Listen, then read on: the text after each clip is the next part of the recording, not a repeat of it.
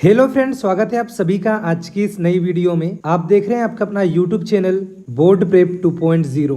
तो अगर आप बीएससी या बीएचएससी के फर्स्ट ईयर में हैं तो आपने अभी फाउंडेशन कोर्स 2 का फर्स्ट ईयर का पेपर दिया होगा। तो इस वीडियो में हम पर्यावरण अध्ययन और योगा और मेडिटेशन का कंप्लीट सॉल्व पेपर देखने वाले हैं, साथ ही सारे ऑब्जेक्टिव टाइप क्वेश्चंस के सही उत्तर। और सबसे खास बात यह है कि आप यहां जान पाओगे कि आपने कितने सही लिखे हैं और कितने गलत। तो इस वीडियो में हम सभी 100 प्रश्नों के सही उत्तर देखेंगे। तो चलिए फ्रेंड्स, वीडियो को स्टार्ट करने से पहले अगर आप इस चैनल पर पहली बार आए हैं, साथ ही साथ यदि आपको और भी आने वाले वीडियोस के अपडेट चाहिए तो फ्रेंड्स आपको वीडियो के नीचे सब्सक्राइब का बटन दिखाई दे रहा होगा, आपको उसे प्रेस कर लेना है ताकि जब भी मैं कोई नेक्स्ट वीडियो अपलोड करता हूँ उसकी नोटिफिकेशन आपको सबसे पहले मिल जाए। चलिए फ्रेंड्स, आज की इस वीडियो को हम स्टार्ट करते हैं। तो यहाँ आप देख सकते हैं BSc BHSc first year foundation course 2 पर्यावरण अध्ययन योग एवं ध्यान। सबसे पहले हम पर्यावरण अध्ययन के प्रश्न देखेंगे, इसके बाद में हम योगा और ध्यान इसके प्रश्न देखेंगे। सबसे पहला प्रश्न था,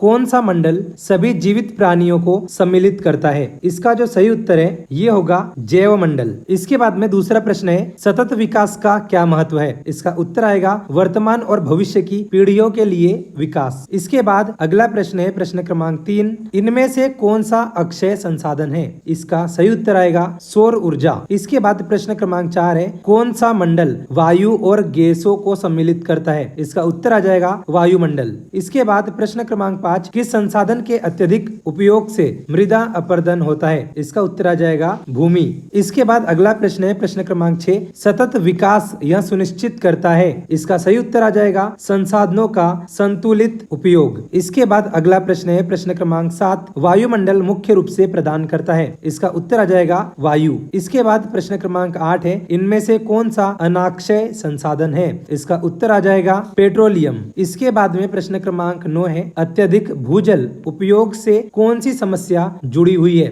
इसका उत्तर आ जाएगा जल स्तर में गिरावट। इसके बाद प्रश्न क्रमांक 10 है, स्थल मंडल में सम्मिलित है? उत्तर आ जाएगा चट्टाने और मृदा। इसके बाद प्रश्न क्रमांक 11 है, पर्यावरण का अध्ययन महत्वपूर्ण है क्योंकि? इसका जो सही उत्तर है यह हो जाएगा यह प्राकृतिक संसाधनों की रक्षा में मदद करता है। इसके बाद प्रश्न क्रमांक 12 है, कौन सा मंडल सभी अन्य मंडलों को समेटे हुए है? इसका उत्तर आ जाएगा जैव मंडल। इसके बाद प्रश्न क्रमांक 13 है, सततता का अर्थ है? इसका जो सही उत्तर है यह हो जाएगा संसाधनों का समझदारी से उपयोग। इसके बाद प्रश्न क्रमांक 14 है, पर्यावरण अध्ययन किसकी समस्या सुलझाने में सहायक है? इसका उत्तर आ जाएगा पर्यावरणीय समस्याएं। इसके बाद प्रश्न क्रमांक 15 है, संसाधनों के ह्रास का प्रमुख कारण क्या है? प्रश्न क्रमांक 15 का जो सही उत्तर है हो जाएगा अत्यधिक दोहन। इसके बाद प्रश्न क्रमांक 16 है, इनमें से कौन मानव निर्मित संसाधन है? उत्तर आ जाएगा बांध। इसके बाद प्रश्न क्रमांक 17 है, कौन सा बायोम अधिक वर्षा और घने जंगलों के लिए जाना जाता है? इसका उत्तर आ जाएगा उष्ण कटिबंधीय वर्षावन। इसके बाद प्रश्न क्रमांक 18 है, निम्नलिखित में से कौन सा मरुस्थलीय बायोम है? इसका जो सही उत्तर है यह हो जाएगा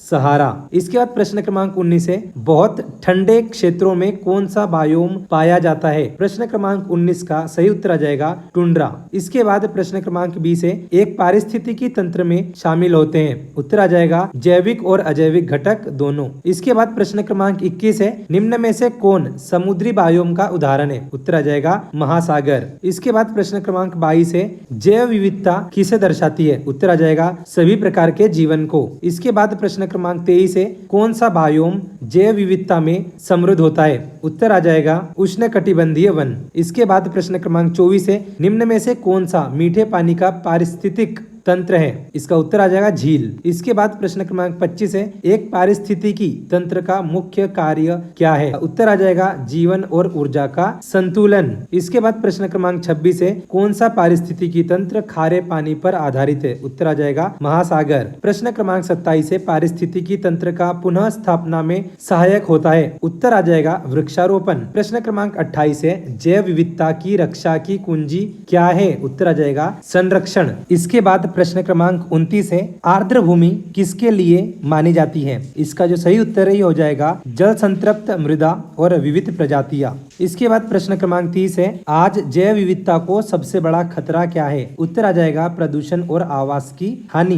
प्रश्न क्रमांक 31 है, निम्नलिखित में से कौन एक वायु प्रदूषक है? उत्तर आ जाएगा कार्बन डाइऑक्साइड। प्रश्न क्रमांक 32 है, कौन सा प्रदूषण सुनने की क्षमता को प्रभावित करता है? उत्तर आ जाएगा ध्वनि प्रदूषण। प्रश्न क्रमांक 33 है, भारत में कौन सा कानून वन्य जीवों की रक्षा करता है? उत्तर आ जाएगा वन्य जीव संरक्षण अधिनियम। अगला प्रश्न है प्रश्न क्रमांक 34, जल प्रदूषण की रोकथाम और नियंत्रण अधिनियम किस वर्ष पारित हुआ था? उत्तर आ जाएगा 1974। इसके बाद प्रश्न क्रमांक 35 है, CPCB का पूर्ण रूप क्या है? उत्तर आ जाएगा केंद्रीय प्रदूषण नियंत्रण बोर्ड। प्रश्न क्रमांक 36 है, मृदा प्रदूषण का मुख्य कारण क्या है? उत्तर आ जाएगा उर्वरक और कीटनाशक। प्रश्न क्रमांक 37, वैश्विक पर्यावरणीय मुद्दों के लिए कौन सी संस्था उत्तरदायी है? उत्तर आ जाएगा UNEP।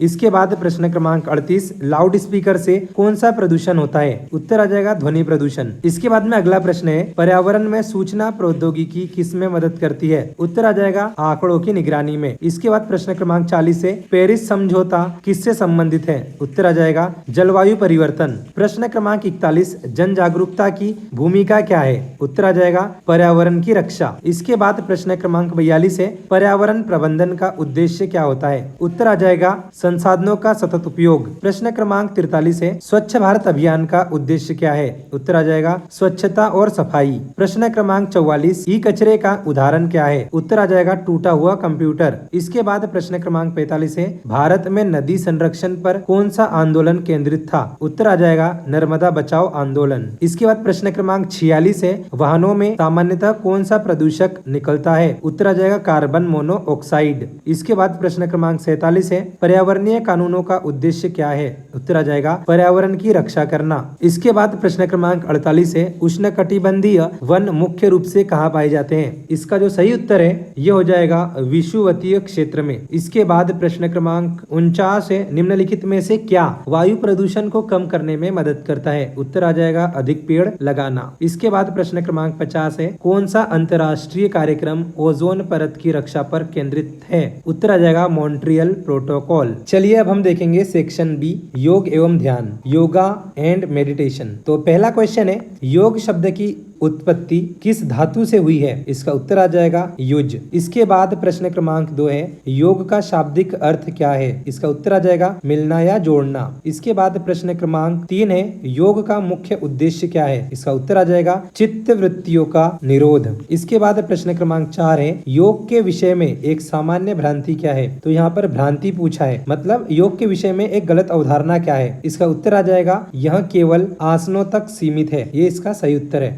इसके बाद प्रश्न क्रमांक 5, पतंजलि योग सूत्र में योग की परिभाषा क्या है? उत्तर आ जाएगा योग चित्त वृत्ति निरोध। इसके बाद प्रश्न क्रमांक 6 है, योग की उत्पत्ति किस देश से हुई थी? उत्तर आ जाएगा भारत। इसके बाद प्रश्न क्रमांक 7 है, प्राचीनतम योग ग्रंथ कौन सा है? इसका उत्तर आ जाएगा ऋग्वेद। इसके बाद प्रश्न क्रमांक 8 है, योगाभ्यास में क्या प्रमुख नियम होते हैं? उत्तर आ जाएगा अनुशासन और नियमितता। इसके बाद प्रश्न क्रमांक 9 है, षटकर्म का उद्देश्य क्या है? उत्तर आ जाएगा शरीर की शुद्धि करना। इसके बाद प्रश्न क्रमांक 10 है, सूर्य नमस्कार में कुल कितने चरण होते हैं? उत्तर आ जाएगा 12। प्रश्न क्रमांक 11 है, अथ योगानुशासनम किसने कहा है? इसका उत्तर आ जाएगा महर्षि पतंजलि। प्रश्न क्रमांक 12, यौगिक श्वसन में क्या शामिल होता है? उत्तर आ जाएगा सभी 3 अनुभागों की श्वास, छाती, पेट, हंसली। इसके बाद प्रश्न क्रमांक 13 है, प्राणायाम में पूरक किसे कहते हैं? उत्तर आ जाएगा श्वास लेना। इसके बाद प्रश्न क्रमांक 14 है, रेचक का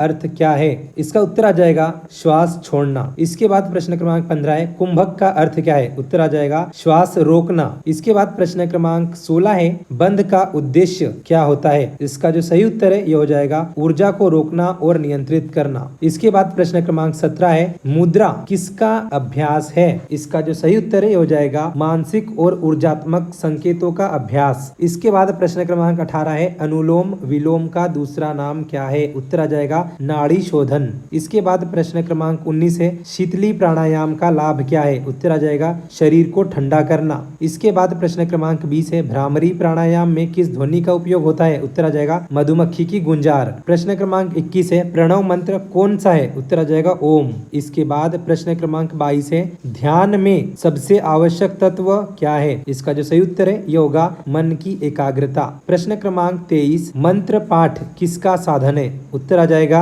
मानसिक शुद्धि। इसके बाद प्रश्न क्रमांक 24, मंगला चरण कब किया जाता है? प्रश्न क्रमांक 24 का जो सही उत्तर है ये हो जाएगा अभ्यास के पहले। इसके बाद प्रश्न क्रमांक 25 है, अंतर मौन का अर्थ क्या है? उत्तर आ जाएगा मानसिक मौन। प्रश्न क्रमांक 26, श्वास ध्यान में क्या किया जाता है? उत्तर आ जाएगा श्वास पर ध्यान केंद्रित करना। प्रश्न क्रमांक 27, ओम ध्यान में किस ध्वनि पर ध्यान होता है? इसका जो सही उत्तर है ये हो जाएगा ओम। इसके बाद प्रश्न क्रमांक 28, ध्यान की अवस्था क्या है? इसका जो सही उत्तर है ये हो जाएगा शांति और एकाग्रता। प्रश्न क्रमांक 29, ध्यान में कौन से हार्मोन बढ़ते हैं? इसका सही उत्तर आ जाएगा डोपामिन और सेरोटोनिन। प्रश्न क्रमांक 30, निम्न में से योग की प्रायोगिक क्रिया कौन सी है? उत्तर आ जाएगा आसन। प्रश्न क्रमांक 31, षटकर्मों की संख्या कितनी होती है? उत्तर आ जाएगा 6। इसके बाद प्रश्न क्रमांक 32, वमन धोती किसका हिस्सा है? उत्तर आ जाएगा षटकर्म का। इसके बाद प्रश्न क्रमांक 33, त्राटक किसे कहते हैं? उत्तर आ जाएगा एक बिंदु पर दृष्टि जमाना।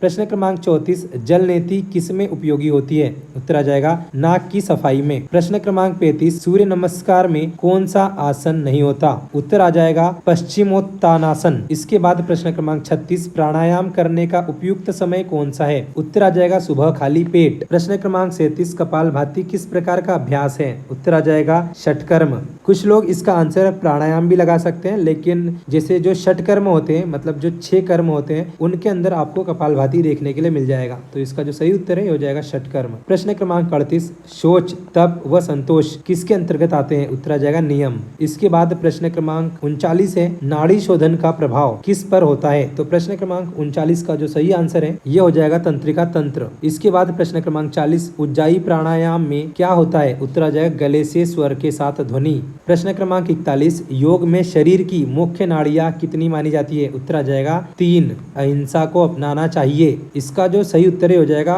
मन कर्म वचन तीनों से। इसके बाद प्रश्न क्रमांक 43, योगाभ्यास करते समय कैसे वस्त्र धारण करने चाहिए? उत्तर आ जाएगा ढीले और आरामदायक। इसके बाद प्रश्न क्रमांक 44, इस क्रिया में पेट को चारों ओर घुमाया जाता है? उत्तर आ जाएगा नोली। इसके बाद प्रश्न क्रमांक 45, मंडूकासन किस पर असर डालता है? उत्तर आ जाएगा पाचन तंत्र पर। प्रश्न क्रमांक 46, प्रार्थना का उद्देश्य क्या होता है? उत्तर आ जाएगा आध्यात्मिकता। प्रश्न क्रमांक 47, वज्रासन किस क्रिया में सहायक है? उत्तर आ जाएगा पाचन क्रिया में सहायक है। इसके बाद 48 वाला प्रश्न है, ध्यान करने के लिए कौन सा स्थान उपयुक्त है? उत्तर आ जाएगा शांत और स्वच्छ। प्रश्न क्रमांक 49 है, यौगिक जीवन शैली में क्या आवश्यक है? इसका जो सही उत्तर हो जाएगा संयमित भोजन और दिनचर्या। इसके बाद प्रश्न क्रमांक 50, योग में पंचकोश कितने होते हैं? तो यहाँ पर जो इसका उत्तर है इसी प्रश्न में आ गया था, पंच मतलब क्या होता है? 5। तो इसका जो सही उत्तर है होगा 5। तो इस प्रकार से इस वीडियो में हमने बीएससी और बीएचएससी फर्स्ट ईयर जो फाउंडेशन कोर्स 2 है इसमें